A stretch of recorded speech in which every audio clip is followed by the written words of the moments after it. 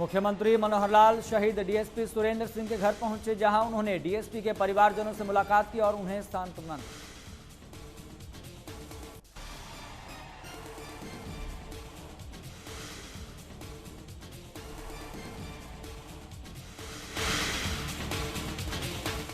Haryana BJP नेता सोनाली फोगाट की संदिग्ध मौत के मामले में परिवार ने सीबीआई जांच की मांग को लेकर सीएम मनोहर लाल से इंसाफ की मांग की है। सीएम मनोहर लाल ने साफ कर दिया है कि अगर परिवार लिखित में देगा तो उस पर हम आगे की कार्रवाई करेंगे। सीएम ने कहा कि सोनाली की मौत को लेकर मैंने खुद गोवा के मुख्यमंत्री और पुलिस अधिकारियों से बात की है। बता दें कि सोनाली के परिवार ने हत्या की शिकायत दी है, वो मामले में सीबीआई जांच की मांग कर रहे हैं।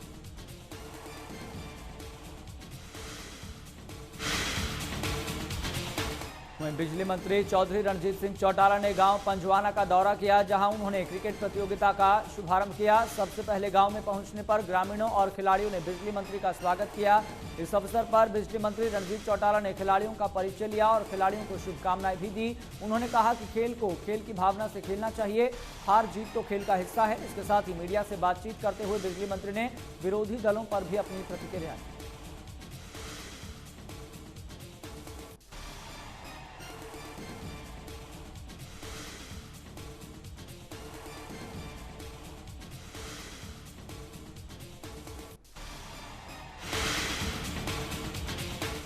सोनाली फोगाट की मौत के मामले में आरोपियों ने पुलिस पूछताछ में कई बड़े खुलासे किए हैं। मामले में गोवा पुलिस ने बताया कि सोनाली को ड्रग्स दिया गया था। पुलिस को पूछताछ में जानकारी के मुताबिक सोनाली फोगाट को जबरदस्ती ड्रग्स दिया गया था।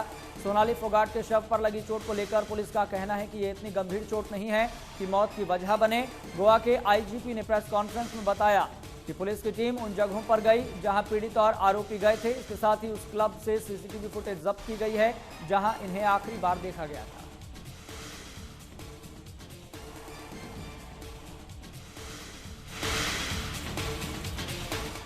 वहीं गोवा में पोस्टमार्टम के बाद बीजेपी नेता सोनाली फोगाट के पार्थिव शरीर को हिसार लाया गया था, जहां अंतिम संस्कार से पहले उनके पार्थिव शरीर को अंतिम दर्शन के लिए रखा गया। सोनाली फोगाट की अंतिम यात्रा में सैकड़ों लोग नम आंखों से शामिल हुए।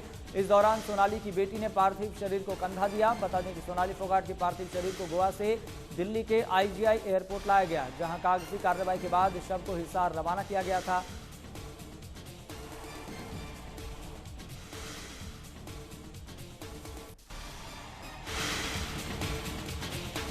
वहीं बीजेपी नेता सोनाली फोगाट की गोवा में हत्या मामले में चरखी दादरी के गांव मंदोला निवासी सुखविंदर सांगवान की गिरफ्तारी पर परिजन पहली बार मीडिया के सामने आए। उन्होंने सुखविंदर को निर्दोष बताते हुए मामले की पूरी निष्पक्षता से जांच की मांग की।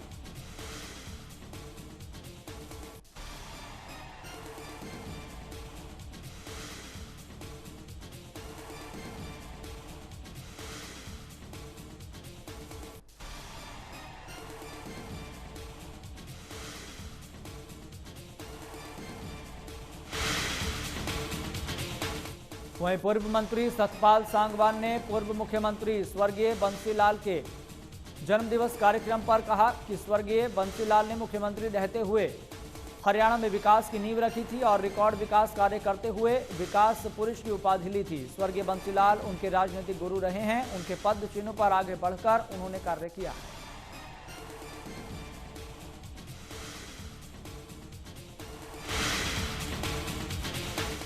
वहीं जुलाना क्षेत्र के गतौली गांव के पास नेशनल हाईवे 352 पर पुलिस ने कार्रवाई करते हुए नशे की बड़ी खेप बरामद की है। यहां पूर्व में मिली सूचना के आधार पर पुलिस की टीम ने ट्रकों की जांच शुरू की और रोहतक की तरफ से आ रहे ट्रक से 2 किलो अफीम बरामद की गई। इसके साथ ही पुलिस ने 2 आरोपियों को भी गिरफ्तार किया है। नशे की बड़ी खेप बरामद करने के साथ ही पुलिस ने अब इससे जुड़े अन्य लोगों की तलाश भी शुरू कर दी है।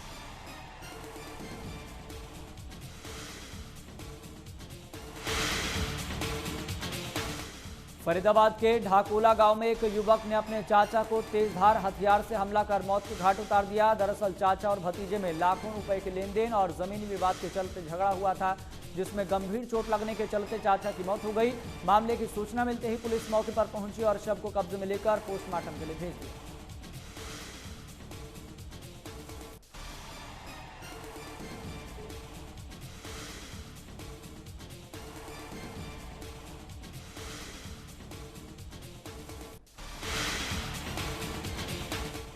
तो वहीं यमुनानगर के रादौर के गांव भागू माजरा में बिजली निगम की टीम के साथ ग्रामीणों ने मारपीट की। दरअसल टीम गांव में बिजली चोरी पकड़ने गई थी और टीम ने 7 बिजली चोरी के मामले पकड़ लिए थे, जिसके बाद कुछ ग्रामीणों ने उन्हें रोक लिया, उनसे हाथापाई करने लगे। मामले की सूचना मिलते ही पुलिस मौके पर पहुंची और लोगों को शांत करवाने में जुट गई।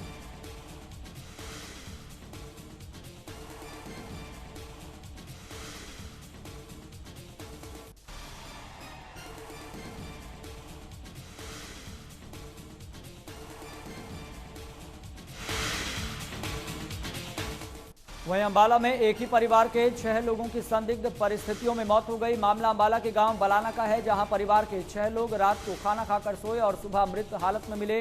सूचना मिलने पर पुलिस मौके पर पहुंची और हालात का जायजा लिया। शव को कब्जे में लेते हुए जांच पड़ताल शुरू कर दी है।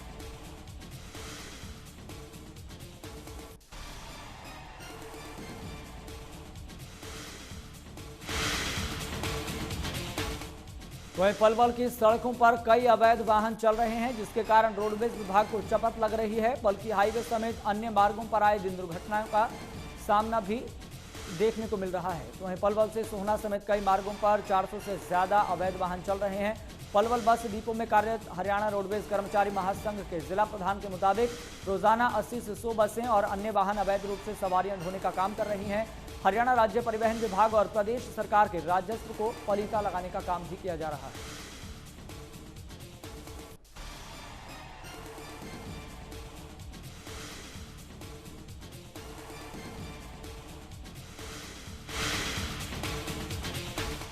वहीं करनाल के सरकारी अस्पताल पर गंभीर आरोप लगे हैं, जहां इलाज के लिए एक गर्भवती महिला 3 दिन से तड़पती रही, लेकिन अस्पताल के डॉक्टरों ने महिला के इलाज की जहमत तक नहीं उठाई। परिजनों ने जब अस्पताल प्रबंधन पर महिला का इलाज शुरू न करने के आरोप लगाए, तो डॉक्टरों ने गैर जिम्मेदाराना बात कहते हुए महिला का इलाज किसी प्राइवेट अस्पताल में करवाने के लिए बोल दिया, जिसके बाद इस मामले की जांच शुरू कर दी गई।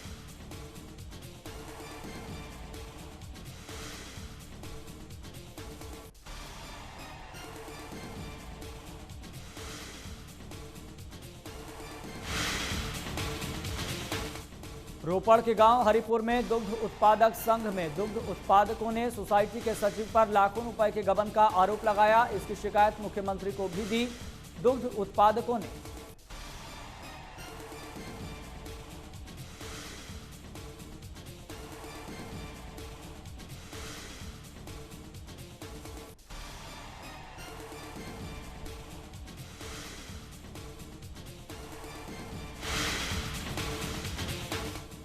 वहीं सोनीपत में कुल्हाड़ी गैंग कई वारदातों को अंजाम दे चुका है। ये कुल्हाड़ी गैंग जिले के पेट्रोल पंपों पर बाइक पर हेलमेट लगाकर आते हैं और इसी बीच पंप पर लूट की वारदात को अंजाम देते हैं।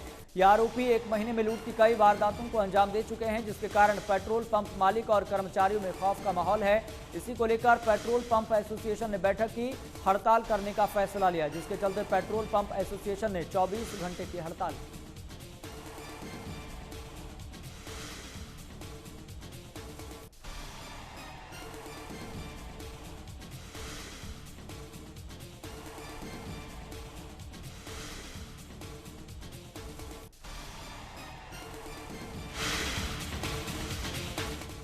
वहीं भवानीखेड़ा के गांव रोहनाथ में ग्रामीण लंबे समय से अंग्रेजों द्वारा नीलाम की गई गांव की जमीन का मालिकाना हक लेने के लिए संघर्ष कर रहे हैं, जिसको लेकर वे 10 अगस्त से लगातार धरने पर बैठे हैं।